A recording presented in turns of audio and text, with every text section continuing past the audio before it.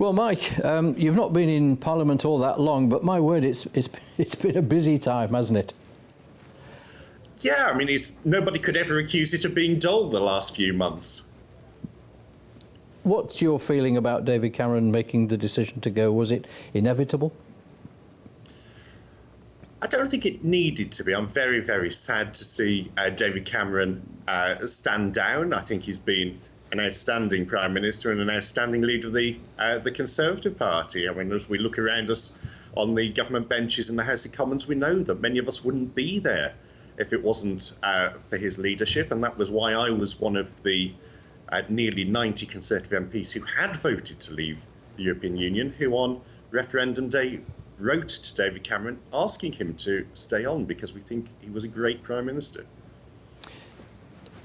What's the biggest single facet of him that you think you will lose now he is not in charge? I think a large part of it was, it took us nearly 20 years to find a credible leader who could connect with voters, who British people could imagine as a serious, authoritative Prime Minister, standing on the steps of Downing Street, also, of course, going around the world representing Britain abroad. I think all of those things are things he did incredibly well. Obviously, he became Prime Minister at a difficult time following the Great Recession. And his big achievements, I think, has been leading the country, leading the party, as we restored some sanity to the nation's finances, started to rebuild the economy, and of course the enormous number of new jobs that came with that. Was the buzz around the palace then that as soon as the vote went in favour of leaving that he would go? There was some talk that he was likely to stand down within a few hours of the result becoming clear. So I think by the time he made his announcement, not many of us were taken by surprise, even if we were, say, disappointed, very sad to see him go. Now, what about the short campaign to find a successor? It was a bloody campaign, wasn't it? Well, I think if we compare it to what's happening in the opposition at the moment, it was very much a very civilised Tea Party almost, in that, of course, the Conservative candidates, we had 5 great candidates to choose from at the start of last week, but I was getting a lot of correspondence from my constituents, but also from businesses, saying, look, what we need is to be getting on with this, have the stability of a new Prime Minister as quickly as possible. They really didn't want to leave it until September, until we had the change in leadership. And so I think those people will be as pleased as I am that Theresa's able to become Prime Minister today. What do you think your own view would have been, and what would have been the view of the people you represent if Boris Johnson had been one of those candidates? Well, I think Boris brings a number of remarkable talents to any role he does. I think he was a very, very strong Mayor of London. He has a lot of greatly unrecognised qualities, and one of those is he's shown over and over again he's fantastically good at surrounding himself with absolutely brilliant people. I've no doubt that had he become Prime Minister, he would have done the same in Downing Street. So although he wasn't my preferred choice, I think Boris has got a great future in whatever he decides to do, either inside or outside of Parliament. We know what the newspapers and the media in general have thought of Michael Gove. What have you thought? I've met Michael a number of times before I became an MP, and he struck me as probably the most courteous, polite and friendly person in politics, and all that's been confirmed whilst I've in Parliament. I mean, incredibly polite and considerate, but I think the times and the challenges that we find ourselves facing really needed someone who could pull people together, could unite both the Conservative Party, but more importantly, the country.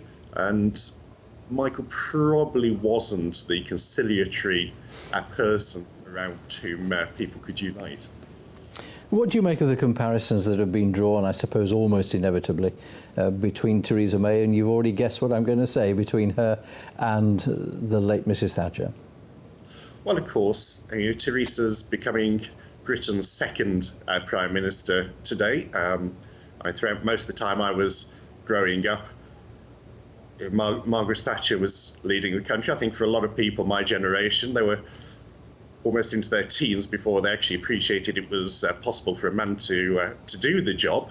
And so there's inevitably going to be that comparison. They do share a huge number of qualities, both incredibly passionate people, but in a slightly calmer and understated way in many cases, both extremely professional in the way they go about their politics, not necessarily great people for small talk. They're not necessarily the people you'd go to the bar for a quick drink after work with, but in terms of people to lead the country at, I say, challenging times, I think they're two of the best that we've had in recent times. I mean, when Gordon Brown became leader of the Labour Party, a lot of people said, well, you know, he got the job, but he wasn't voted in, as it were. Do you think there's any weakness in Theresa May being there now, given that she's in that same situation? I mean, you and I spoke before the general election when you asked me about David Cameron saying that he wasn't going to fight another election, that he would be standing down during the Parliament, and who do we think the new Prime Minister would be? And of course, at that time, we thought there were three probable candidates: Boris, who you've already mentioned, George Osborne, the Chancellor, and Theresa May was the third obvious person. Theresa's been Home Secretary for the last 6 years. She's the longest serving Home Secretary since 1801. She's been a core part of the government for the last 6 years. And so I think we can be sure that she'll continue to implement the manifesto on which we were all elected only last year. So the general direction of the government will remain exactly the same with Theresa leading the country as it has been with David Cameron. So I don't think there is a need for a general election. And of course, the historical precedent is we don't normally have a general election when there is a change in Prime Minister mid-term. I think that there were over 20 changes of Prime Minister in the last 100 years. Half of those have been mid-term where we haven't had a general election. So whether that's Gordon Brown, whether it's John Major, or even if it's Winston Churchill, Lloyd George, or any number of others, Harold Macmillan, where you have a party commanding a majority in government, and there's a change in leadership in that party, then the new leader carries on with the programme of government as before. It's quite extraordinary, isn't it, that, I mean, immediately after the general election, there's a change in the Liberal Democrats. We've already had one change in the Labour Party. Who knows, we may have a second. Nigel Farage has said a second time he's going to step down. I mean, the whole political map has just changed so much in a very short period of time. I mean, does it worry you from a stability point of view, and voters thinking, well, this is what we thought we were getting, and maybe we aren't going to get that now? Well, I think stability is one of the great things that Theresa does bring to the role, having been right at the heart of government for the last 6 years, and being such a solid, strong, proven leader. I think she does restore that stability, the continuity that we need. But yes, it's certainly been a time of enormous change, and it's funny to think that in a few weeks' time, it's not impossible that Tim Farron, who I think was elected leader of the Liberal Democrats last autumn, could be Britain's longest-serving party in Parliament. And of course, he once stood against Theresa May, didn't he? Unsuccessfully for the pair of them, but I do recall that they actually fought each other once in an election.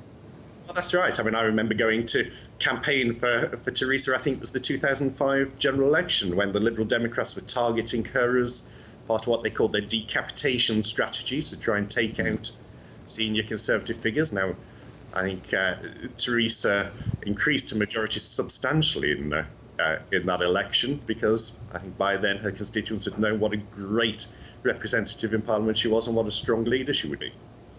Interesting times ahead. Mike, thanks for talking to us. Thanks so much, Bob.